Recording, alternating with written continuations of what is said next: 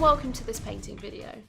The Voidscar Corsairs are a mercenary fleet who adorn themselves in trophies and aren't afraid to show their combat prowess. In this video, we'll be painting a Corsair Soul Weaver in the Eldritch Raider fleet colours to battle ready. Now before we begin, we need to give our model here an undercoat of grey cere so we can start applying our colours. The first colour that we'll be using today is Stegodon Scale Green for the armour plating. Now we're just going to take it out of the pot, pop it on our palette, take a little bit of water to thin it down, and then we can start applying it to our model. And don't worry if you get the paint anywhere else, we'll be covering those up later.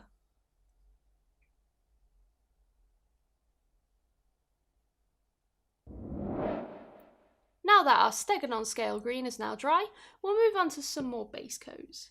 For these we'll be using Abaddon Black for the rest of the armour, Morghast Bone and Corvus Black for the cape, and Corn Red for the cloth, sashes and tassels. So let's get on with the Abaddon Black. So we're just going to get it out of the pot, pop some onto our palette, thin it down just a touch, just so it's a little bit smoother, and then we can start applying it to the armour. Now we want to avoid that Stegodon that we've just put down, so we're using a slightly smaller brush just to put this down on. And don't worry if you do make a little bit of a mess, we can tidy it up later.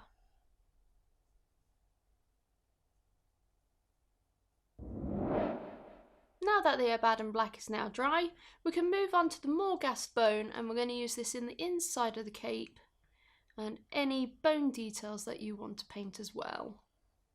You may need a couple of coats just to get a nice smooth consistency.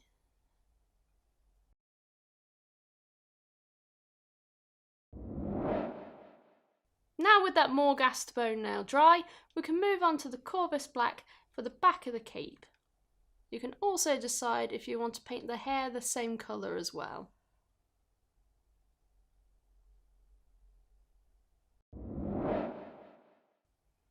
Now that the Corvus Black is now dry, we can move on to the sash at the front with using Corn Red. And remember, you can apply this on any tassels or any other little bits of cloth that are around.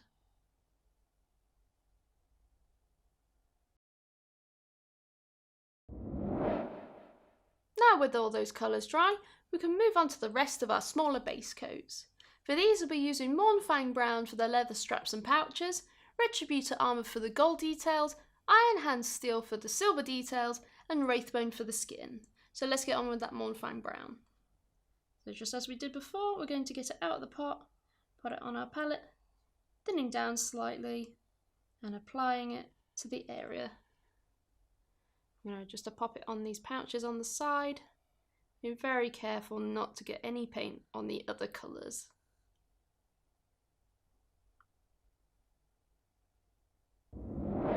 Now that our Mournfang Brown is now dry, we can move on to our Retribute Armor, and we're just going to apply this to any of the gold details.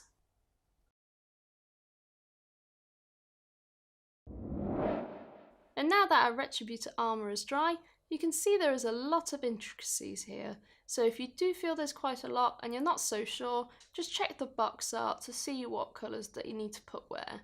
And now we're going to move on to the Iron Hand Steel. I'm just going to paint onto this headdress here, just very gently, and take your time so we don't slip up.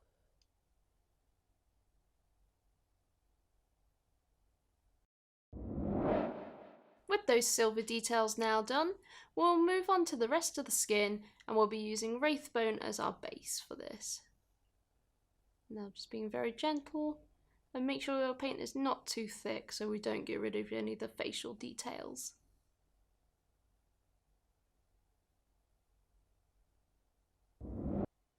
Now that our base coats are dry, we can move on to some simple but effective shading. First off, we'll be using Black Templar for the primary armour and the black cloth. Then we'll be using some Druchii Violet for the red sash. So let's get on with that Black Templar. So we're just going to dip into the pot. We're going to take the majority off the brush just so we get a nice amount on the tip.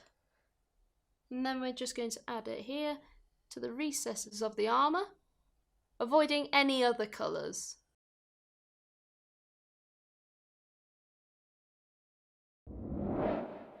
Now with our black Templar dry, we can move on to the red, and we're going to use some Druchii Violet just onto the cloth.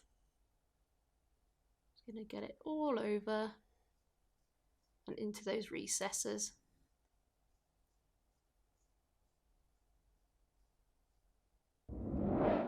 Now that both of those are dry, we can move on to some more shades. For these we'll be using Cygor Brown, thinned down with some contrast medium for the leather details, and some Guilliman Flesh for the gold details. So let's get some mix of contrasts. So just be dipping in with my paintbrush into the contrast medium, getting a lovely dollop onto the palette, watering our brush off so it's nice and clean. Then we're just going to get exactly the same amount, if we can, of the Cygor Brown, and just mixing it in, just so it's a little bit thinner, and making sure we don't have too much on our brush and it's at a nice point. And then we can start putting it onto our leather details. Now we want to make sure that this is just a recess, so we're not going to apply too much on, just into the darker areas of all the pouches and the straps.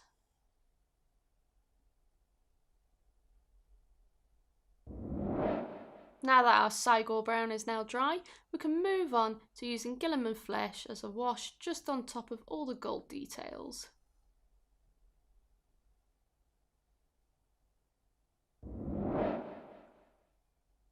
Now with that Guilliman Flesh dry, we can move on to our last contrasts. For these we'll be using Griff Charger Grey for the silver details, Guilliman Flesh thinned down with contrast medium for the skin, and then Skeleton Horde for the bone details. So let's get on with that Griff Charger Grey.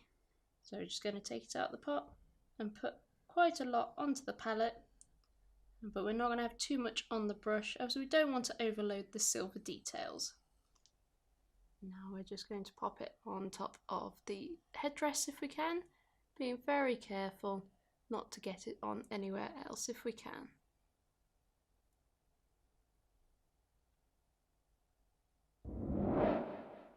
Now that our Griff Charger Grey is dry, we can move on to the skin, and we're going to use a mix of 1 part contrast medium to 1 part Guilliman Flesh for the skin, just so it's not too heavy, keeping it light and fresh.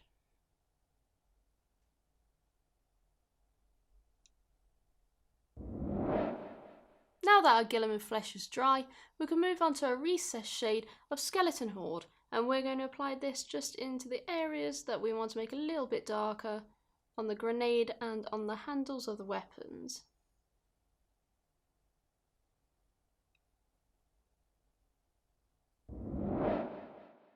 With that Skeleton Horde now dry, you can see that I've painted the base, and now our Corsair is battle ready.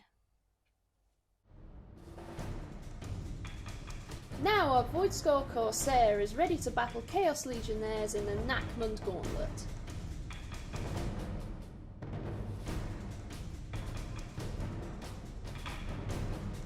And remember, you can use all of these techniques in all your Corsair fleets. And keep an eye out for the rest of our Corsair videos to get them all to parade ready. I hope you enjoyed this video, and we'll see you in the next ones. Bye bye.